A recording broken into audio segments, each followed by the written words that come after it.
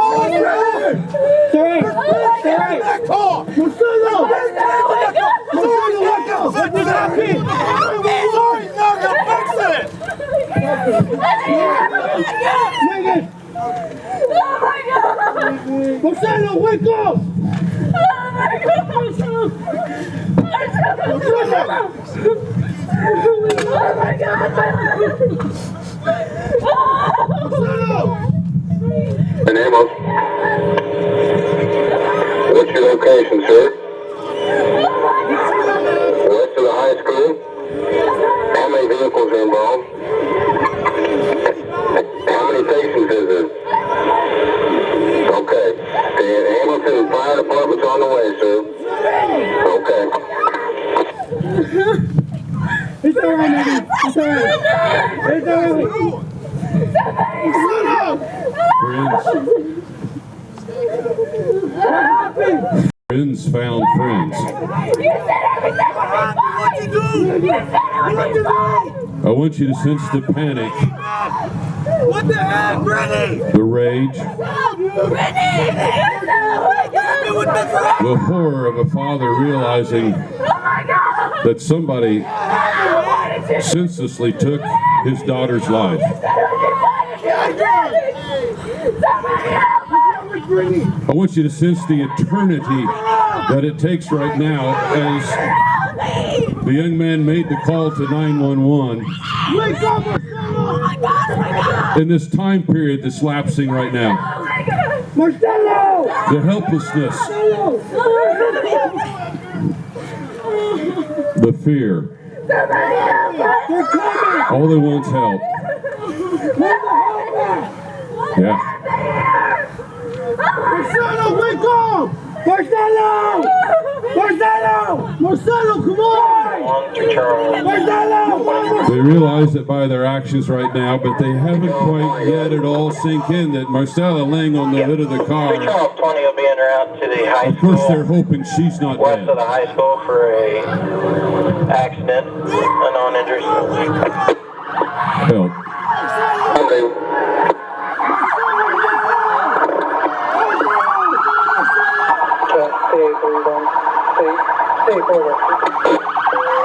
Beardstown Hospital, 3 Charles 20. Charles 20. Beardstown Hospital, 3 Charles 20. Blockhouse and Chambers, in and out to an accident. Unknown on number of victims. Had about a 1-minute ETA.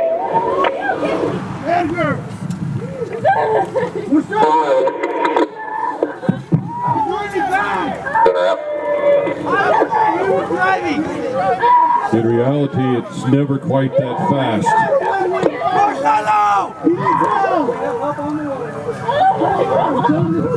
It's an eternity.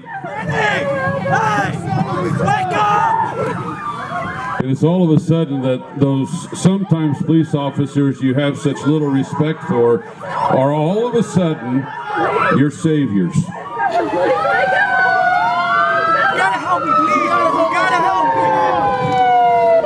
This accident took place on a state highway. We have a state trooper, a county officers, Beardstown assists, but all of a sudden those guys become your best friends.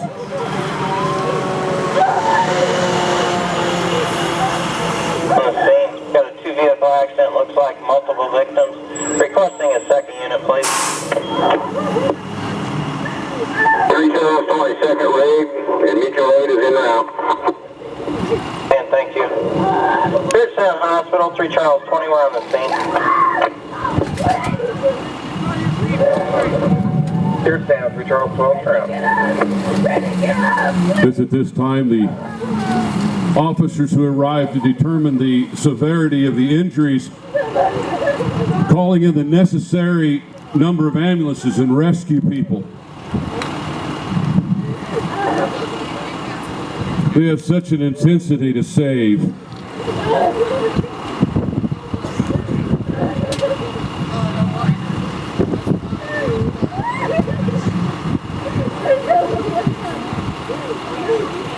The ambulance people start to evaluate just how bad those involved in this accident, we will call it an accident,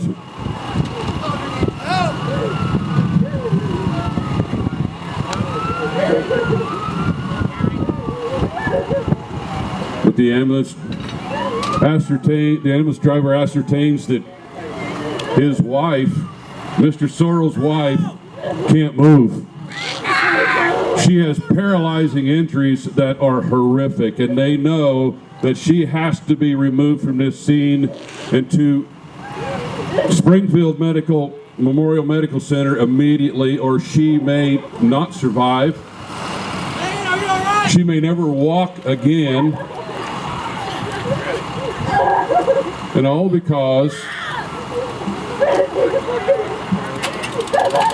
someone chose to get in a vehicle and drive under the influence of alcohol. And you know that little moment that you pick up your phone, it won't hurt this one time. I'll text. I'll text my friends while I'm driving. It won't hurt a thing.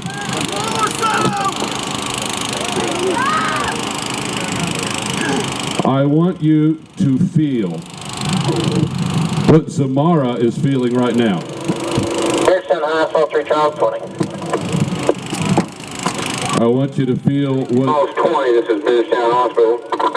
Wendy's Beardstown, be advised, I have multiple victims. I got 2 red that'll be load and go. Requesting a helicopter if available.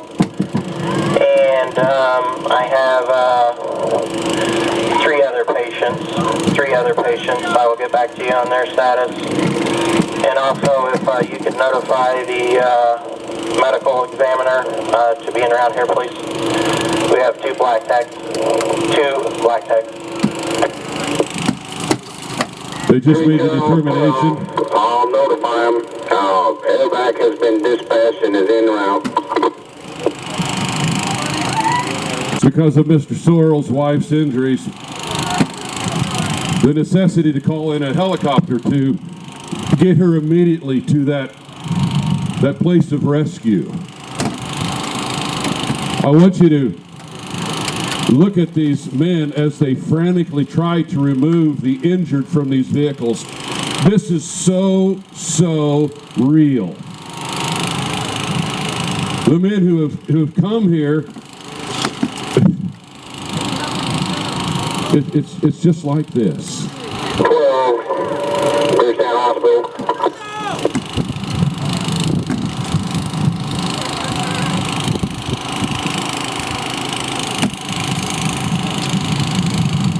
They also made the determination that 2 people have lost their lives because of this accident. I have a hard time calling it an accident. I for years, I've been doing this for being coroner for over almost 25 years, and every time that there is a collision that has had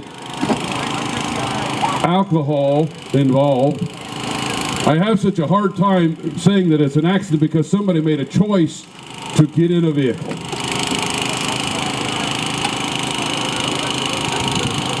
And all of a sudden, dozens of people are involved in trying to sift through the details.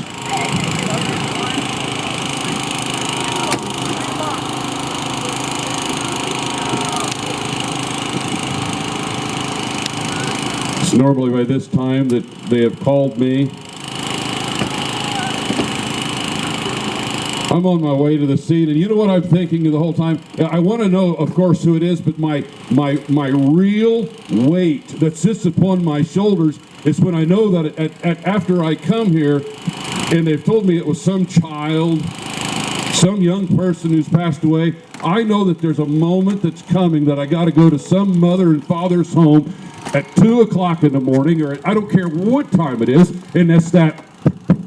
Ambulance units at the 1050 scene.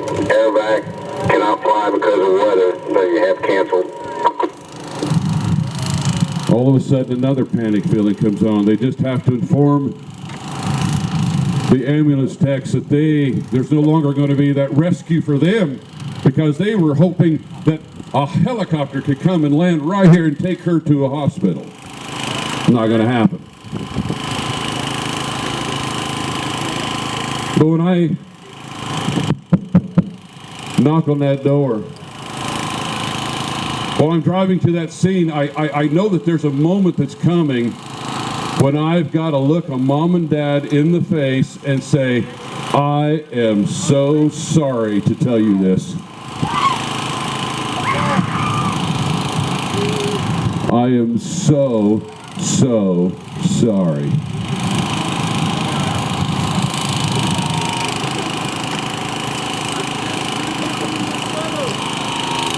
Reality starts to sink into everybody who has had involvement in this. Every single person who feels what Zamora has done.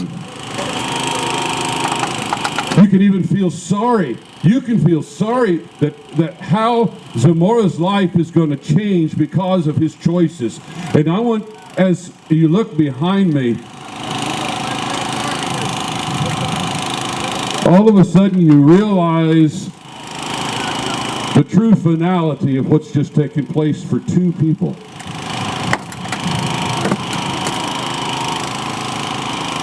Bring her up.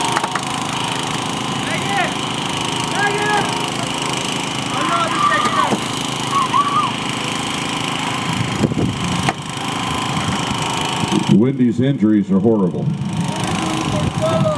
She's paralyzed from the neck down. They realize that most likely she will never walk again because of her severe head injuries. A shard of glass has punctured through her skull to her brain. And guys, that really happens.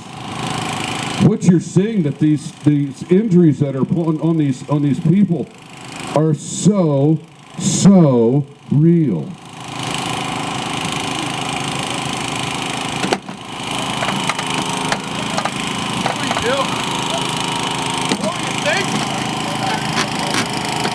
Look at the father over here. My daughter. His daughter's dead. His baby that was in the car has survived the crash, but his young daughter is dead. Can you imagine how angry he is? Can you imagine the horror that he's feeling right now as he looks at what Zamara has done? He has smelled the alcohol and he has realized that this just wasn't an accident.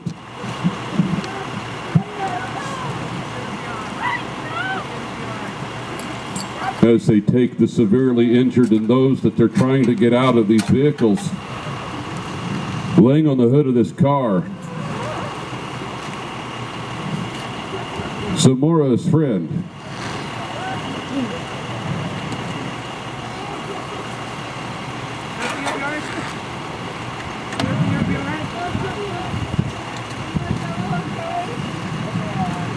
Even the impact of the young people who drove up on this scene, the feelings they have of their helplessness.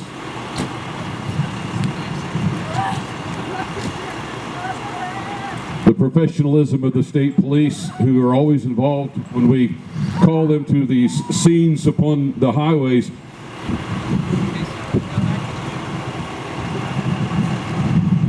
I can't tell you how many times that even I have almost felt rescued of their presence, as they have added such calmness to a horrible, horrible, horrible event. As they load the rest of the injured, and guys, this is happening in fast time. Reality is, it very rarely ever gets done this quick, and you're out here freezing to death, and these people who are laying as they are, it almost seems like it's an eternity. I've arrived at the scene. I've pronounced 2 people dead. And as I've already said, in my mind, before I ever get there, I realize that most likely I've got to tell someone that they're dead.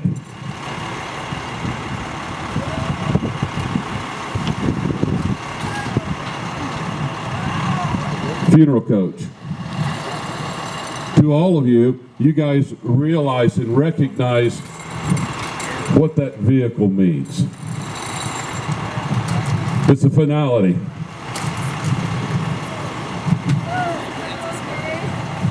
Marcelo!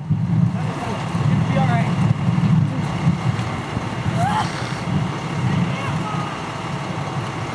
Neck injuries.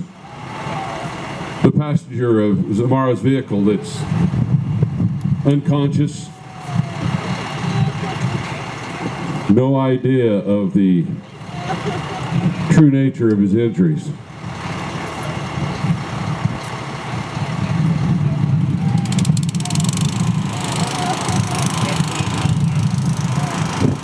Coming clear. Station 1, thanks traffic.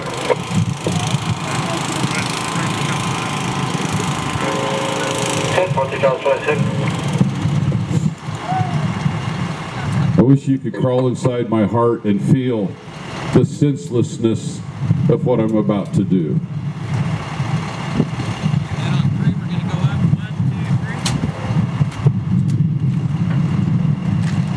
Marcelo! Marcelo, wake up!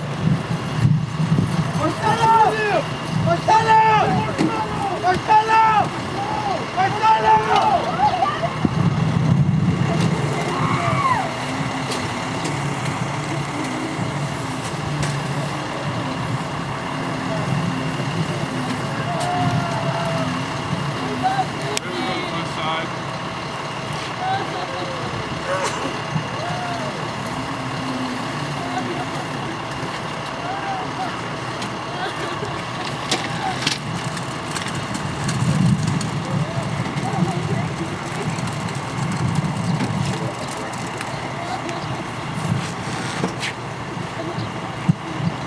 So many times my wife shows up.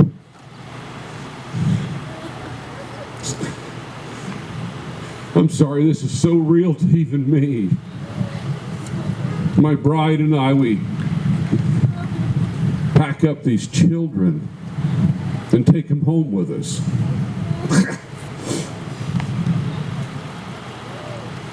We sit in the car and we talk about you. We sit in the car and talk about how we want to help. In front of you is this laid out scene of all those people who want to help you so much and who care so much. I wish I could fake tears, but in the last year, I've had to do this so many times. Pack you up, take you home, tell your mom and dad.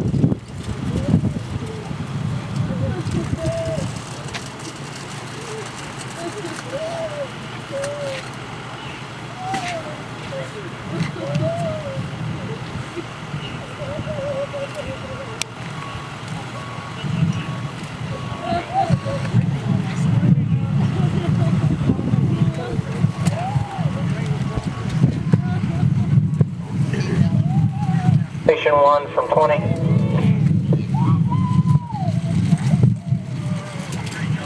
Go ahead, this is Station 1. At Beardstown Hospital with 3. Yes, they're on. 3 patients. It's 3 Charles, 20. Oh no!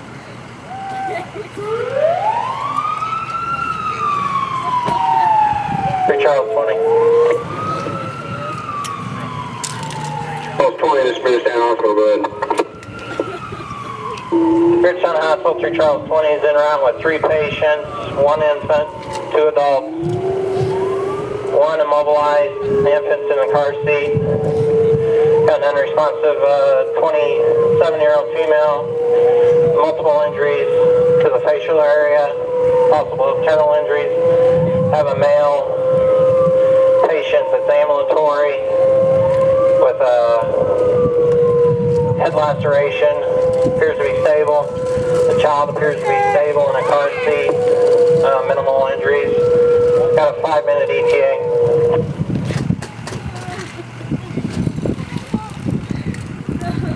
Charles, 20, we'll see you in the trauma bay.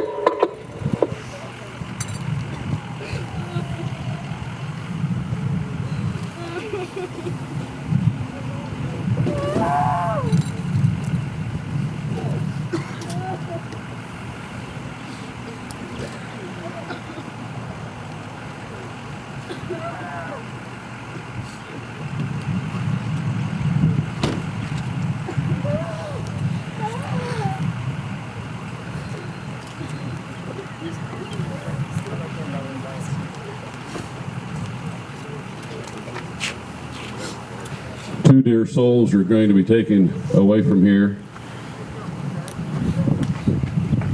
And all of a sudden, the reality is really starting to sink in this young man. Police officers only doing their job. We'll do a sobriety test on this young man.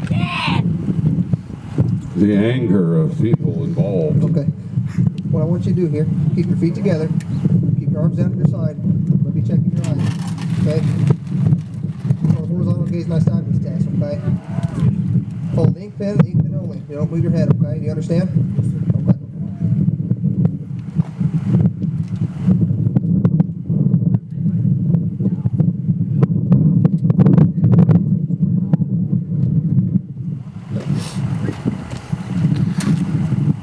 Next test we're going to be doing is going to be the walk and turn test, okay?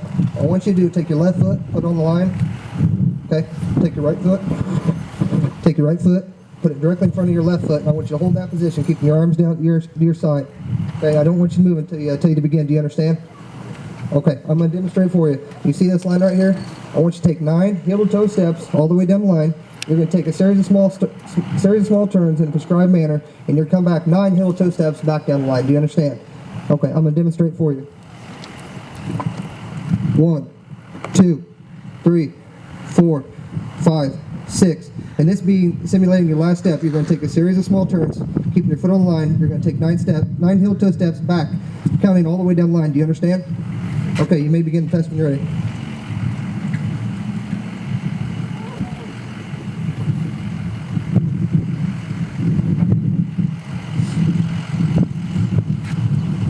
It's quite apparent he can't pass it.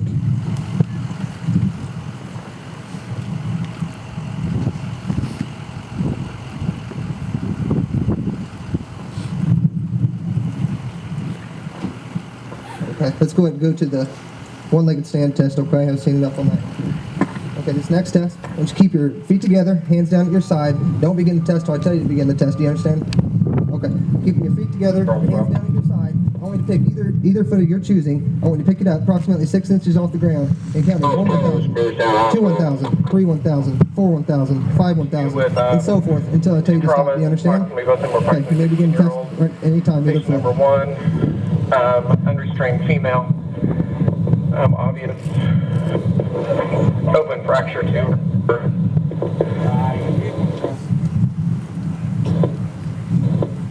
Vertical scene, vital stable. Okay, I think it's quite apparent you're not going to be able to finish that. I got one more for you. I'm going to blow into the PBT. This deputy's going to give it to you, okay? I'm going to check your blood alcohol content. Stable, ETA to you about to. This is a PBT machine. It's just We'll see you in the blood car, alcohol babe. content of his alcohol. Okay, it's at .116. He is almost double the legal limit. He's going to be placed under arrest for DUI.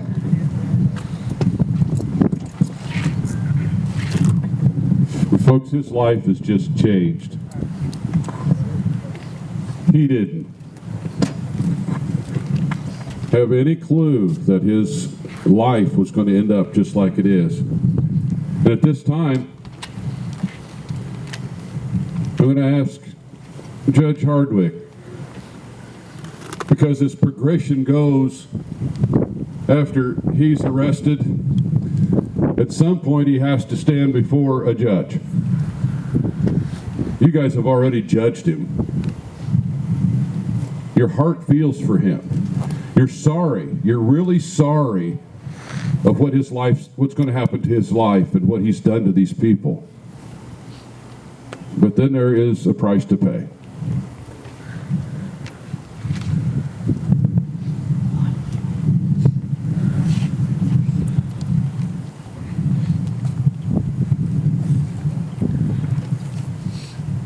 As Mr. Sager said, I'm Bob Hardwick. I'm the local judge.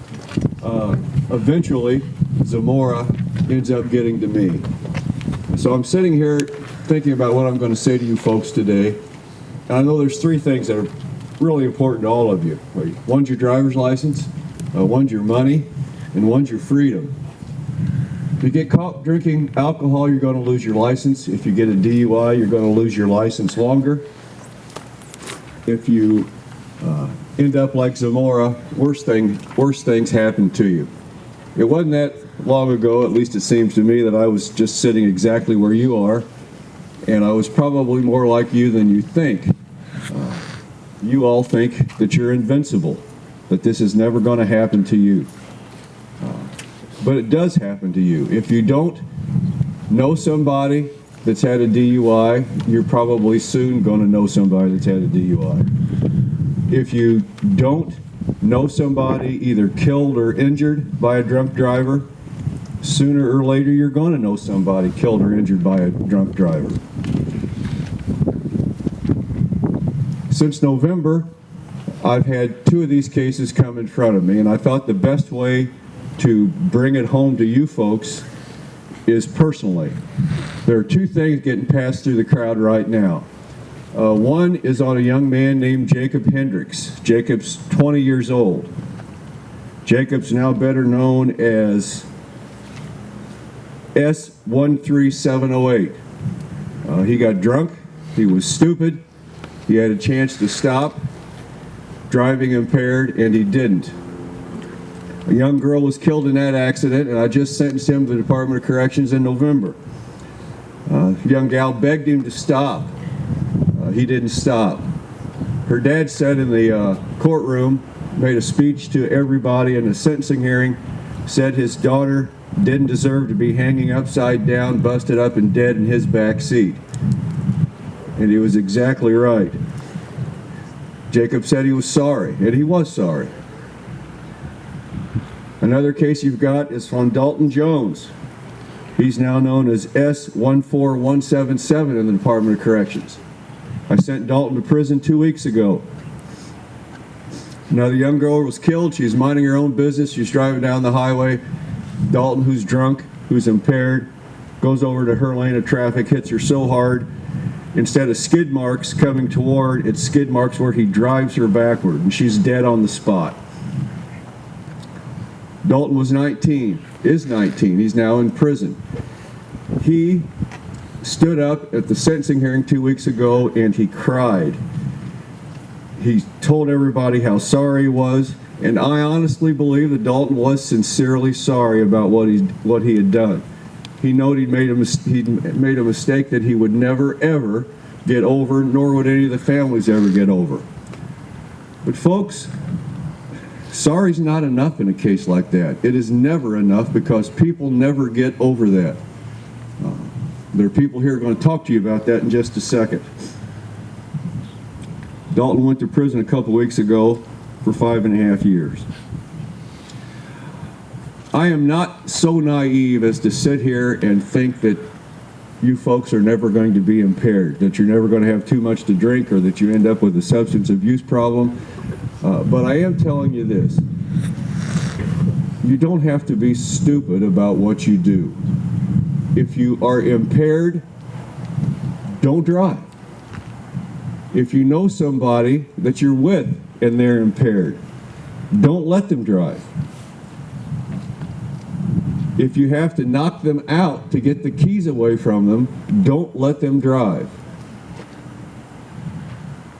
Jacob Hendricks wishes he had stopped when he had a chance and not killed the girl in his back seat. Dalton Jones wishes he had let his friend take his keys from him when he tried, and he had not driven and killed that young woman. But the fact is this, folks. You may think you're invincible.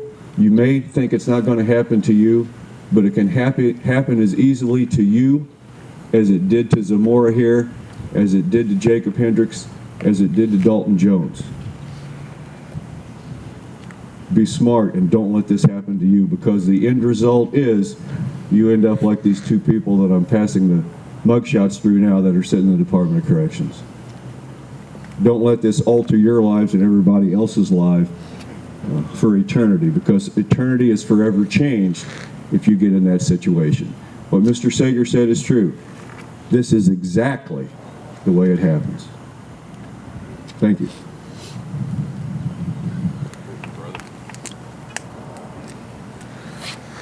At this time, a gentleman by the name of George Murphy from MAD is going to speak a few minutes. Give him your full attention.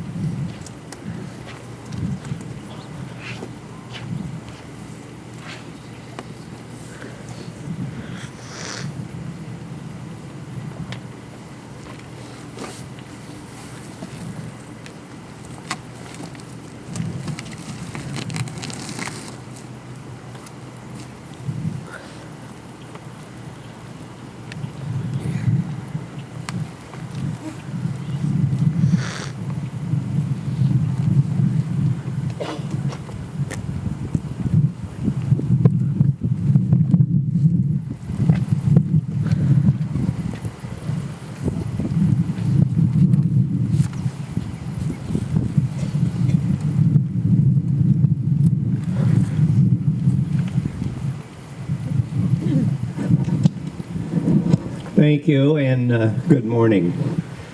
I want to thank the Beardstown School District for, first of all, allowing all the speakers to be here, and second of all, to thank them for such an awareness and educational event that you people are witnessing today. I've been in the Jacksonville community all my life. I got involved with Mothers Against Drunk Driving nearly 29 years ago. A lot of people want to know why I would be in a woman's organization. MAD is not just for women. It's for anyone concerned about the problem of drinking and driving. I'm sure most of you, if not all of you, are aware of the tragedies of drinking and driving or other drug use. Alcohol is a drug. It's an illegal drug for anyone under 21 years of age. I brought with me my photo board. I hope you have time to walk around it and see the faces. These were not drunk drivers on that board. These were innocent victims that were sharing the roads with someone that shouldn't have been behind the wheel. There's a 3-month-old on that photo board. There's black and white, and I'm sure there's rich and poor. I've met many of these people as I worked and traveled the state of Illinois